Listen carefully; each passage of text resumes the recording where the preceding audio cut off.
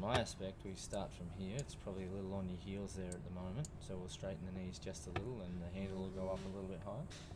Okay, because you've got to remember you're growing too, right? So as you take it back, we're probably going to narrow this up just a little. That's not too bad. It's not overextended. Club face is severely open, but we'll get to that at a later date. And we won't start to get you overextending those shoulders. So on the left-hand screen there, you get to about there, and then all of a sudden you want to disconnect those shoulders. They want to keep on going this way, right? And that's when your head starts to go down, which is okay. Plenty of good players in the world have done that. Mr. Hogan went down a lot and down a lot in the downswing, and so did Tiger when he was playing extraordinarily well. So it's not an overly big issue, but we've also got to look at probably a bit too much angle here because of that. Yep. Okay. And you're trying to get it super wide on the way back, and I probably really don't want it that wide, right? Because we're overextending that left shoulder.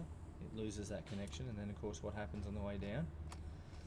Drops down even more, and you've cleared and gone, and this is across you a lot more than what we'd like. Okay. And you know, from a rough, very rough, and we just miss it there, but when the club's parallel to the ground, we're going to be looking at these shoulders being relatively parallel to the ground as well. And you can see there, and you're pretty cramped, right? So your arms are going to go out. And then over time, you don't have to use your forearms so much. You don't have to try and flick it over with your hands at all, because your body's going to keep on rotating. At the moment, it's got to stop and wait and catch up, essentially. So it gets to here, you've pretty much done. It's got to stop, and that's where it starts to flick a little. All right, you've stopped rotating, just because of what's happened in the backswing. So we're going to back this off for a little bit. We're going to get some decent structure there at the top of the backswing, and halfway back. Just going to start to feel it. It gets really, really narrow.